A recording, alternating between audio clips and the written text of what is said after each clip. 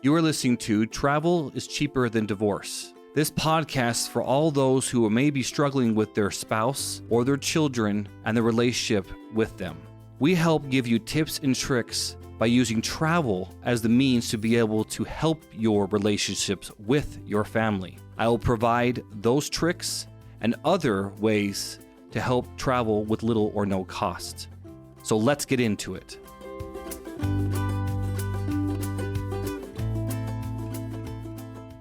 You have probably noticed in how I've talked about travel is I believe that it solves a lot of problems in your family. I say this again, as I've said before, from experience. There's a lot of different ways to correct behavior. And it all depends on what you believe, really, a lot of the times.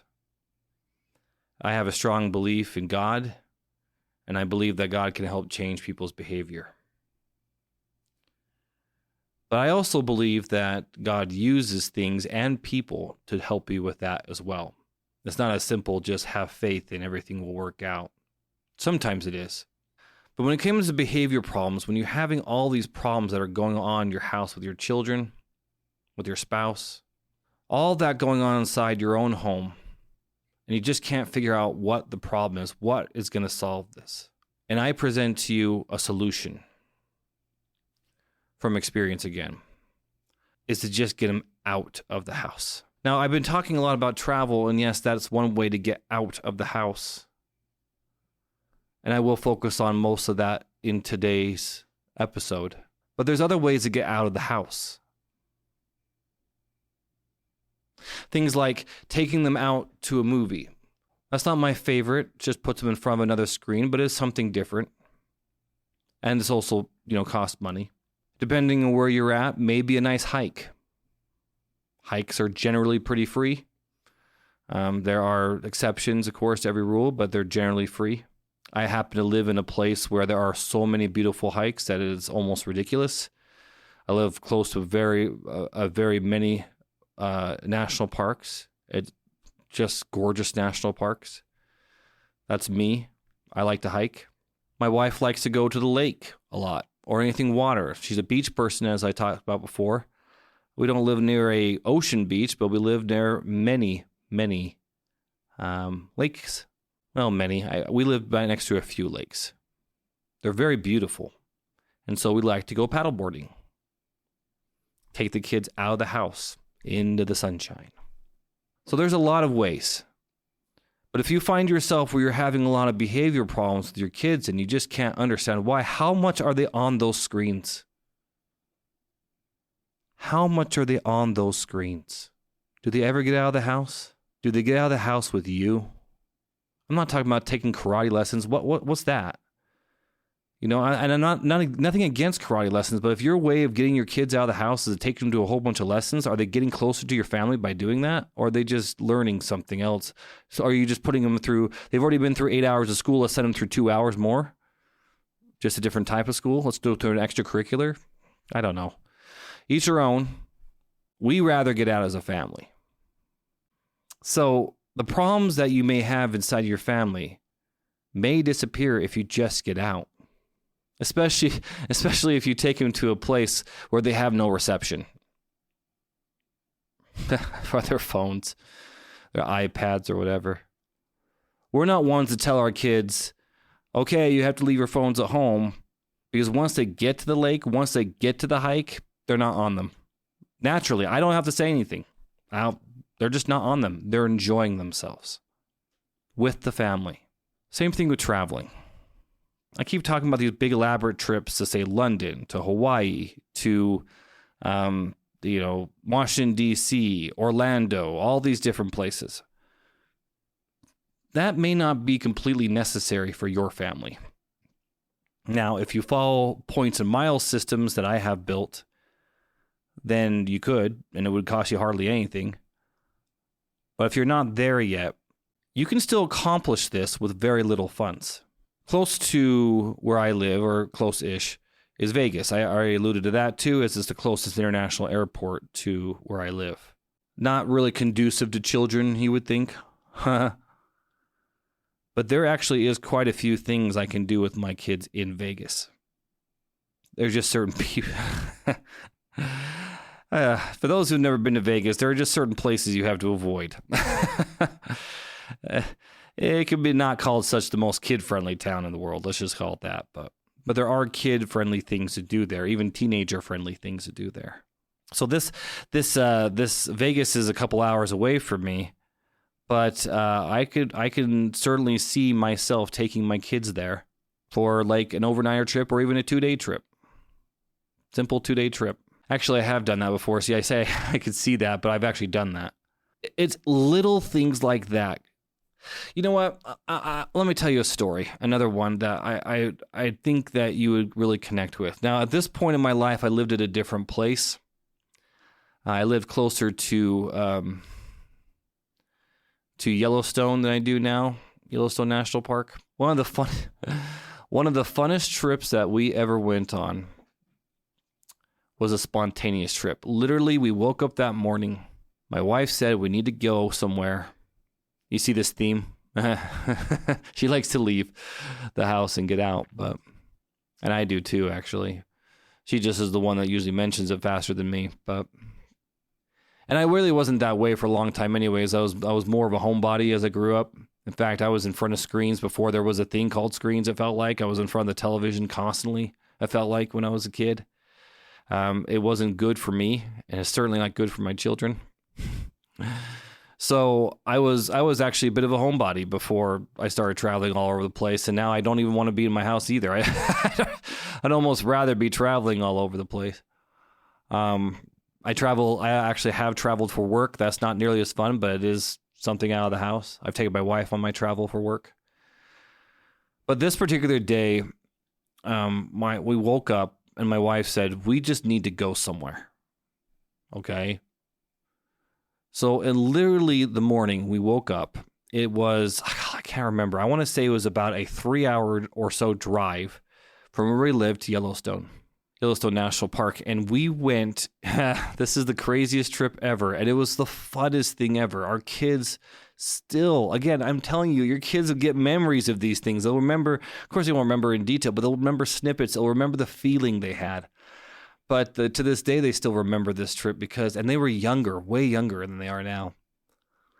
But we got up in the morning. My wife said that I think at 9 a.m. or so, we left. And we returned to our house at 2, 3 in the morning. And we just took a day trip to Yellowstone out of the blue. This was not even planned. We just went. Got up. My wife said it. I would like to say we got up and left, but we didn't because we got up.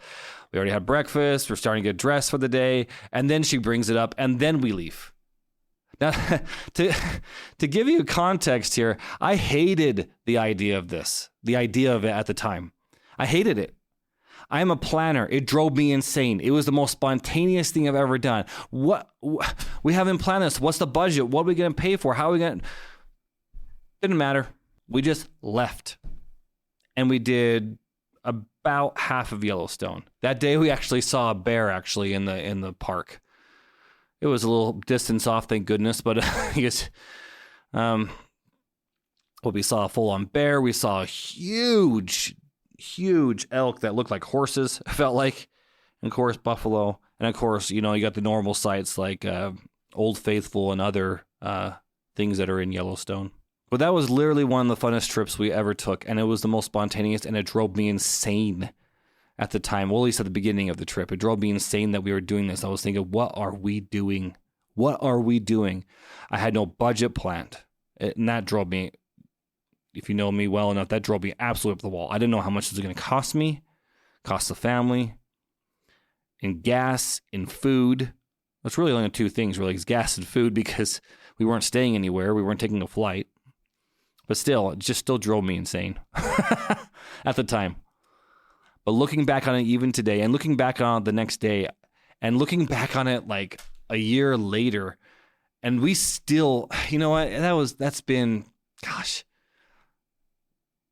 probably been almost 7 years ago, and we still talk about that trip. It's like the example trip of what is possible if you just drop your guard and you just go. You just go. Now, if you try this in your family, and your family is one that's always been on screens or doesn't really get out of the house much or that kind of thing, they may look at you like you're absolutely and utterly insane. Okay, let's get up, kids. We're going on a trip. We're going on a trip. Yeah, your mind? Well, can't go on spontaneous trips. Our kids have soccer games. And why do you fill yourself up with all that? Is your kid going to be 1/118th of the persons who's actually a good soccer player that's going to play in the MLS or into the Premier League and over in England? I'm not trying to discourage you. I'm trying to show you priorities. Where's the memories? And I'm certainly not trying to tell you how to parent, because that absolutely drives me insane when people tell me how to parent. But I will tell you from my deepest part of my heart, with all the memories that I have built with my children, sometimes it is good to be spontaneous and just get out. You can't breathe in that house. What are you breathing anyways? Just recycled air anyways, but that's neither here nor there. But get out of your house. Those behavior problems that we talked about earlier, I'm not saying my kids are perfect. We still have behavior issues here or there. Especially we adopted one of our kids we adopted from foster care, and there's some issues there that come with that. Those behavior issues can improve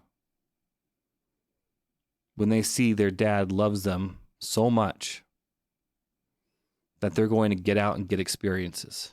They're going to get out of the house. We're going to get you away from those phones. We're going to get you away from that TV. We're going to get you away from your friends. In fact, we've actually had trips. I'm not even saying friends are bad, because we've had trips where we actually brought a friend with us on our family trip. Is that the end of the world? So, if you want to help improve the behaviors of your family, or if you just want to see them off of those stinking screens, and you try to put rules on, you put screen time on, that's the Apple product at least, or whatever the Google product, the equivalent of that is on the Androids. If you really want to improve and get people off of them without having to be so, I don't know, one of the parents where you're just like harping on them all the time, get off the phone, get off the phone, get off the phone, then maybe take them to a place where they'll want to. You can Google it yourself. Look at the statistics of people who are on their phone way too much, kids, or even worse, social media. And if you can show them a reason not to be on it, they won't be on it. It's funny, actually, there's a recent book that came out by a professor, I want to say he was at NYU. He said that they did a survey of kids in high school and found out that they would be completely willing to have a no-phone school as long as everybody else was doing it, essentially. People are on their phones because their friends are sometimes. People are on their phones because they have nothing better to do. But if you show them a reason not to be, or the only reason they're on the phone is to take pictures of where you're at and what you're doing and the fun that you're having, they won't even really want to be on the phones anymore. And then with less screen time, less social media time, you tell me if you think that will improve their behavior. Now, as a father, and as you are, as parents, if I have mothers listening as well, you know that that's true. You know that that's true. So here's the big takeaway. I've already talked about planning trips and all that stuff. I've hit those things before. In other episodes, we've addressed that. The takeaway here is get your kids off of your phones, or at least, I shouldn't say it that way, because it feels like it's more impossible. I don't even be able to do that. But try to decrease your kids' time on those phones. Help improve their behavior. Get them out of the house. And again, as I said at the beginning, it doesn't have to be. It does not have to be on a trip. Sometimes it's just a day trip somewhere, day hike, send to the lake, so on and so forth. You don't have to buy a boat to go to the lake. You don't even have to have paddle boards like we have. Just go to the lake and go swim in the lake. Go to a community swimming pool for all, it doesn't matter. Is it in the house? No, then go do that. Then the kids will choose not to. So the takeaway today, if I could allude to anything else, or what I would leave you with, is go and do things with your entire family. Get out of the house more than you are now. If you're not out of the house at all, give it an evening. If you're out one evening, try two. I mean, I'm not 100% against the whole movie night thing. We've done that several times, but we've gone out to the store to get treats, come back and make it a whole thing. So, but once in a while, right? But if that's your norm, get out more with your kids. Get out more with your kids. You have been listening to Travel is Cheaper Than Divorce with me, your host, David Packer. Please connect with us on our YouTube channel at Travel Point Pros. There you will learn many tips and tricks on how to use points and miles to travel in luxury for little to no cost. Remember to like and subscribe and comment on any of the videos that you find helpful to you. Thank you for listening.